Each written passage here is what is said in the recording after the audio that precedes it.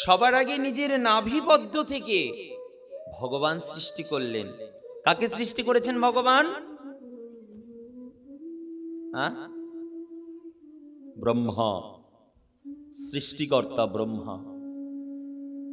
সৃষ্টিকর্তাকে সৃষ্টি করলেন স্বয়ং আমাদের ভগবান শ্রীকৃষ্ণ, যাতে তার দ্বারা ভগবান এই সৃষ্টি কার্যকে অগ্রসর করাতে পারেন। তাই সৃষ্টিকর্তা ব্রহ্মাকে দায়িত্ব দিলেন সৃষ্টির। ব্রহ্মা সৃষ্টি তত্ত্ব অনেক বড়, আস্বাদন করতে পারবো না, আমরা সংক্ষেপে বলি। ব্রহ্মা ভগবানের তপস্যা করলেন, গোড়া খুঁজতে গিয়েও খুঁজে পেলেন না গোড়াটা কোথায়। শেষে ভগবানের উপাসনা করে ভগবানের কৃপা লাভ করলেন। ব্রহ্মা বললেন, ভগবান আমার প্রতি তোমার কি নির্দেশ? ভগবান বললেন, ব্রহ্মা তুমি সৃষ্টি কার্যকে অগ্রসর করা। সৃষ্টি কি করে সৃষ্টি করব? আমি তো কিছুই জানি না, কারণ আমি তো অজ্ঞ, সদ্য জন্ম নিয়েছি। কি করে সৃষ্টি করব? সৃষ্টির তো একটা সূত্র থাকবে। সেই দিন ভগবান শ্রীহরি ব্রহ্মাকে চতুর্শ্লোকী ভাগবত দান করেছিলেন। ব্রহ্মা এই জগতে সৃষ্টির সূত্র হবে এই চতুর্শ্লোকী ভাগবত। এটাকে আশ্রয় করে, আস্বাদন করে তুমি এই ভাগবতীয় বার্তাকে জগতে প্রকাশ করবে। কিন্তু ভগবান সৃষ্টি যদি করি, সৃষ্টির জন্য তো উপাদান প্রয়োজন, মেটেরিয়াল প্রয়োজন। কোনো কিছু তৈরি করতে গেলে পরে তার জন্য তো কাঁচা মেটেরিয়াল দরকার। ভগবান বললেন, ব্রহ্মা আমি তোমাকে আমার নাম থেকে পঞ্চভৌতিক তত্ত্ব দিলাম, ভ গ বা ন। এই যে পঞ্চবর্ণের মিলনে একটি শব্দ ভগবান, এই নামের মধ্যে লুকিয়ে আছে পঞ্চভৌতিক তত্ত্বে। ভ ভূমি, গ গগন, ব বায়ু, অ অনল, ন নীর। এই ভগবান নিজের পঞ্চভৌতিক তত্ত্ব দান করলেন।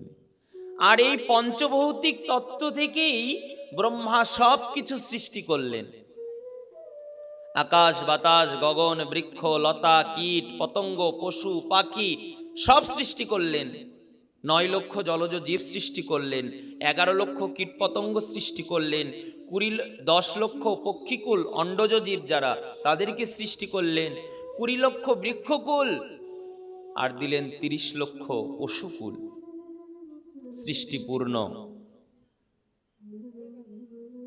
ভগবান বললেন, ব্রহ্মা কিন্তু শুধু এর দ্বারা তো জগৎকে প্রতিপালন করা যাবে না। আমার ইচ্ছা তুমি এমন একটা জীবকে সৃষ্টি করো যে এই জগৎটাকে ভোগ করতে পারবে, আবার এই জগৎটাকে রক্ষাও করতে পারবে। এই জগতে যে সৃষ্টিকে অগ্রসর করে নিয়ে যাবে, সঙ্গে এমন জন্ম দেবে যে জন্মে সর্বজন্ম হইতে মুক্ত হয়ে আমার শ্রীপাদ পদ্মের দিকে জীব অনায়াসে লাভ করতে পারবে।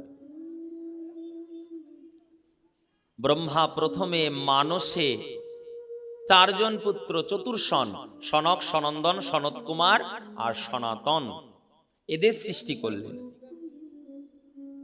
এরপরে চতুর্ষণকে সৃষ্টি যখন হয়ে গেছে ভগবানের, এই চতুর্ষণ কিন্তু সংসার করতে রাজি হলেন না। এদের বাসনা আমরা ভজন করব প্রভু। এখন পুত্র, পিতা তো কর্তব্য পুত্রের বাসনা পূর্ণ করা, তাই জন্য ব্রহ্মা সেই বরদান করলেন। আজকে ব্রহ্মা যখন তাদেরকে ওই ভজনের দেহই দান করলেন, সমস্যা হলো সৃষ্টিকে আগে বাড়াবেন। তখন ব্রহ্মা মানসে 10 জন পুত্রকে সৃষ্টি করলেন।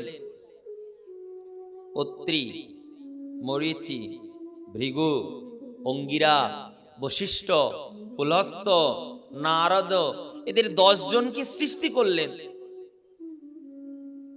ব্রহ্মার ইচ্ছা এদের দ্বারা সৃষ্টি কার্য অগ্রসর হোক।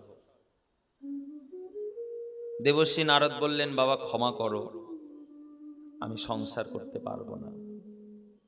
আমার ইচ্ছা আমি প্রাণ ভরে আমাদের আরাধ্য নারায়ণের ভজন করে জগতে ঘুরে বেড়াবো।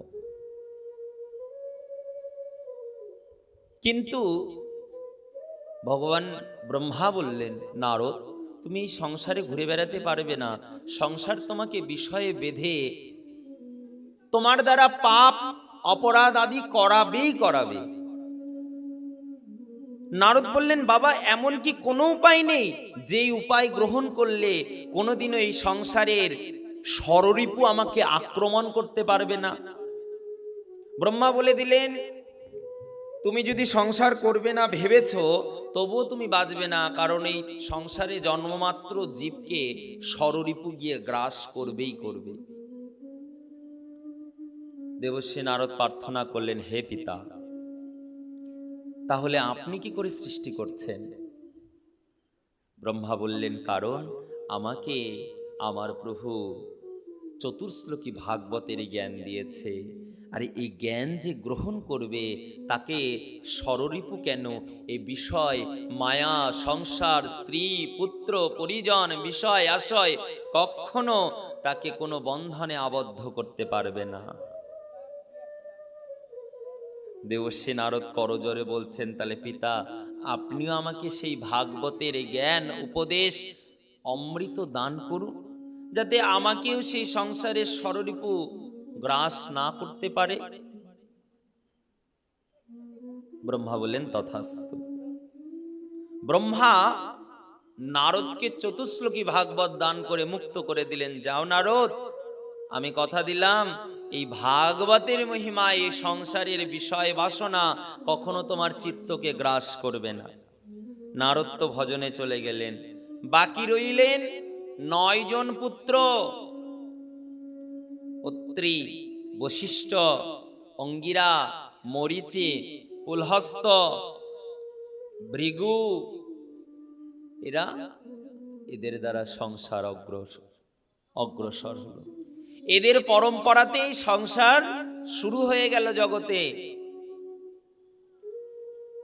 তাহলে আমরা শুনবো কোনটা? আমাদের আজকে আশা রয়েছে আমরা মর্যাদা পুরুষোত্তম ভগবান শ্রী রামচন্দ্রের বংশ কথা আস্বাদন করব।